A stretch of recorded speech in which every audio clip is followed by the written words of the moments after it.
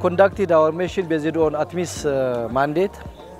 During this time, we are succeed still now without any problem in our human resource and material resource to protect from Al-Shabaab defeat.